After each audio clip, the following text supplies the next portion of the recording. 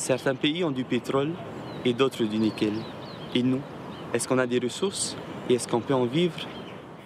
Avant l'arrivée des premiers navigateurs et l'immigration des premiers colons, certains historiens estiment la population de nos îles à près de 350 000 âmes qui vivaient sans aucune importation extérieure.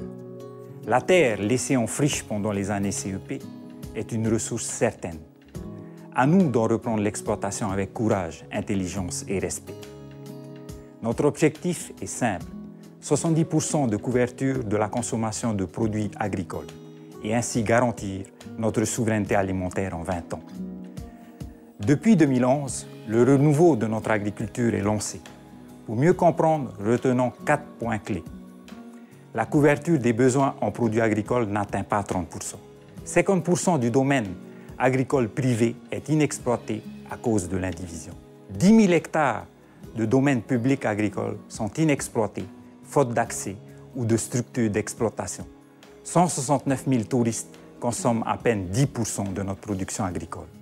Pour atteindre nos objectifs, il faut éduquer nos enfants et nous-mêmes à manger local et inciter les acteurs du tourisme à inclure plus de produits locaux dans leur menu.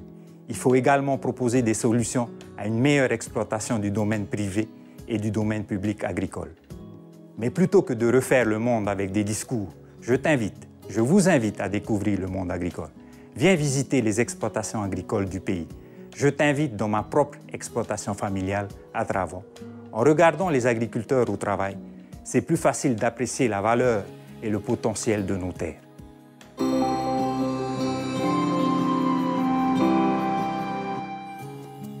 Avec 5 millions de kilomètres carrés d'océan, pourquoi avons-nous des usines de pono-poitreau, mais pas de conserverie de poissons? Le Maori doit renouer avec son océan, celui de ses ancêtres, celui de ses enfants. La pêche hauturière, côtière et lagonaire, menée de manière raisonnée, est une vraie ressource.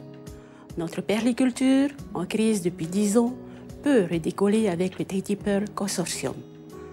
En aquaculture, nos objectifs sont 150 tonnes de parapéoué et 250 tonnes de crevettes en 2018 pour enfin couvrir le marché local. Parois, burgo, troca, poissons, d'aquariophilie, les potentiels sont là. L'aquaponie offre aux pêcheurs des îles une activité complémentaire qui garantit aussi un apport en légumes. À une plus grande échelle, il y a le projet Tahiti Jinmin. C'est l'aquaculture de Rori et Ha'apu qu'il s'agira pour commencer. Outre leur savoir-faire technique, les Chinois importent une capacité d'investissement, le marché le plus important au monde et une distribution maîtrisée. À terme, ce seront des milliers d'emplois, notamment dans nos archipels éloignés, qui seront créés. L'océan Pacifique, c'est le garde-manger du futur. Et nous sommes en plein centre.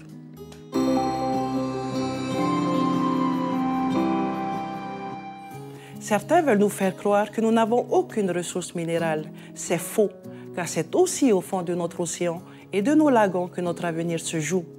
Les réserves en terres rares sont là, immenses. Même la France le reconnaît et avoue sans complexe vouloir les exploiter à son profit. Au Tuamotu, de Niue à Mataiva, il y a des réserves de phosphate également considérables. Notre tourisme et la sécurité écologique de notre pays sont très importants. Il n'est donc pas question d'exploiter ces ressources sans études approfondies et consultation des populations concernées.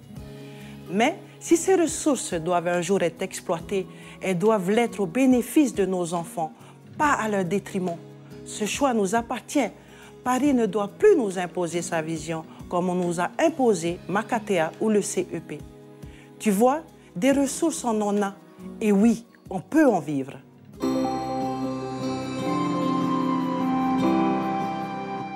Le 21 avril, le monde entier aura les yeux rivés sur la Polynésie et attend les résultats de ce scrutin, ô combien capital pour l'avenir des générations futures. Il faut en finir avec le système colonialiste, son économie de comptoir et son statut d'autonomie bâtard. Nous devons passer à une économie de production, soutenue par une vraie constitution. Notre pays de 5 millions de kilomètres carrés fait la convoitise de toutes les grandes puissances. Mais ce pays, c'est le nôtre c'est celui de nos enfants, c'est le tien. Tous ensemble, protégeons-le et bâtissons notre nation. Ne laissons personne décider à notre place. Le 21 avril, votons utile, votons UPLD.